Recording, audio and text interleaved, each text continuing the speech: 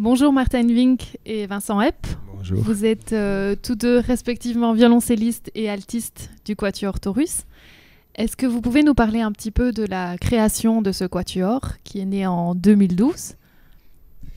Oui, le Quatuor Taurus est fondé par 4 musiciens qui ont tous une très grande expérience déjà dans la musique de chambre, mais qui partagent aussi le grand souhait de sauter dans un trou dans leur histoire. Par exemple, moi, j'ai joué 15 ans dans des ensembles Oxalis et Het Collectif, et pour chacun de nous, il y a un parcours pareil avec des trios à clavier, un parcours comme soliste, il y a tous aussi un côté chambriste, mais le vrai quatuor à cordes, ça nous manquait tous.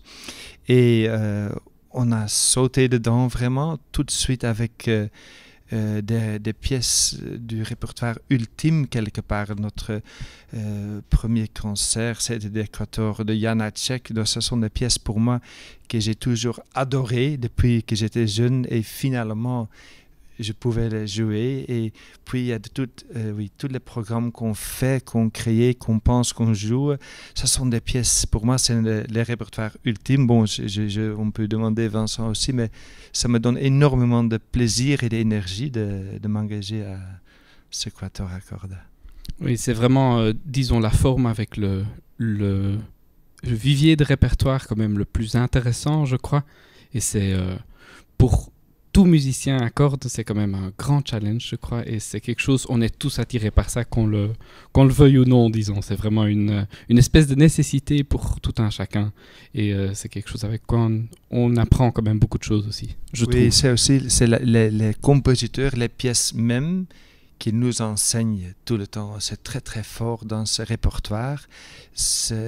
On aborde des pièces de Beethoven notamment ici dans cette série, et pendant les répétitions, Beethoven nous donne cours. Il demande énormément de choses de qualité, et c'est très enrichissant quand on est avec notre expérience d'avoir des cours d'un grand maître comme ça. Alors justement, vous parlez de votre expérience. En quoi est-ce que votre expérience de chambriste vous aide à améliorer encore votre interprétation dans le quatuor ? Je crois qu'il y a une certaine pensée libre par rapport aux couleurs qu'on peut utiliser. Évidemment, l'expérience nous donne l'avantage que le point de départ, c'est pas zéro. On écoute tout de suite, on prend contact, c'est ça l'expérience, mais aussi le fait qu'on a abordé déjà des pièces du XXe siècle beaucoup, on a une expérience dans la musique ancienne. La pensée est très ouverte, et on essaie d'approcher cette pièce sans peur, sans limite aussi, et de mettre tout ce qu'on peut imaginer qui sert à la musique. Il y a un peu un double jeu. Hein. Quand on a l'expérience, on sait plus ce qu'on veut. Disons, je crois que quand on débute quelque part, on a tout un champ de possibilités, et on aimerait bien faire tout. Et on aimerait bien pouvoir réaliser tout. Et plus on avance dans ce métier, j'ai l'impression, plus on se rend compte ce qui fonctionne avec notre façon d'être, notre façon de jouer. Et donc, on est plus efficace d'habitude quand même. Dans ce qu'on veut obtenir, on se rend plus vite compte aussi dans une œuvre quel est le potentiel émotionnel, disons. On se rend compte que c'est dans ce coin-là qu'il faut chercher pour ressortir quelque chose d'intéressant d'une partition. Et d'autre part, comme dit Martin, vu qu'on amasse de plus en plus de répertoire, on a une vision qui est quand même de plus en plus historique, disons, et on commence à faire des liens entre des œuvres qui n'en ont peut-être pas, mais qui, pour nous, en ont. C'est finalement quand même aussi de l'art, et il y a un espèce d'énorme dialogue qui s'installe entre toutes les œuvres qu'on apprend et qu'on continue à approfondir pendant toute notre carrière, finalement.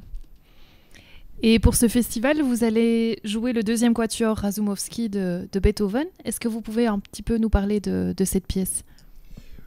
Oui, je veux seulement dire que ça c'est un peu typique aussi pour le quatuor russe. On est assez nouveau, mais les pièces qu'on joue sont quelque part les pièces que moi je voudrais toujours jouer. Alors c'est pas, on commence pas avec le opus 1 numéro 1, mais on commence tout de suite avec des pièces que oui, moi j'adore depuis très très petit. Alors pour moi, ce quatuor, le deuxième quatuor de Razumovsky, c'est dans toute l'œuvre de Beethoven, c'est un des plus beaux quatuors qui existe, je trouve. Mais bon, Vincent, tu es d'accord ou...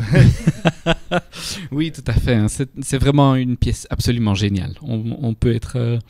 c'est un des hauts lieux de sa production pour quatuor, qui est déjà, disons, la quintessence de ce qu'il a écrit. On peut dire que le quatuor, chez Beethoven, c'est quelque chose, il y est revenu par période, et puis il s'est distancié pendant de longues périodes, et il est revenu chaque fois pour un peu faire le point sur ce qu'il avait fait, et pour un peu essayer d'avoir un regard vers le futur. Bon, qu'est-ce que je fais maintenant ? Quelque chose comme ça. Et donc, c'est pour ça on dit toujours qu'il y a les 3 périodes de Beethoven. Les premières périodes où on a donc l'opus 18, qui sont 6 quatuors qu'il a écrits d'affilée comme ça, où il digère tout ce qu'il a appris chez ses maîtres, Haydn et Mozart. Et après une grosse période d'absence de quatuors, si on veut, il se lance dans les 3 quatuors opus 59, où il fait des expériences de forme, des expériences par rapport à l'attente d'un public. Qu'est-ce qu'on peut entendre, qu'est-ce qu'on peut attendre quand on va écouter un quatuor classique ? Ben, il essaye de servir toute chose possible, toute subtilité possible qui contre un peu cette attente, disons. Et c'est ce qui fait de ces quatuors-là une écoute chaque fois nouvelle, je trouve. C'est vraiment des œuvres absolument géniales et du tout bon, Beethoven.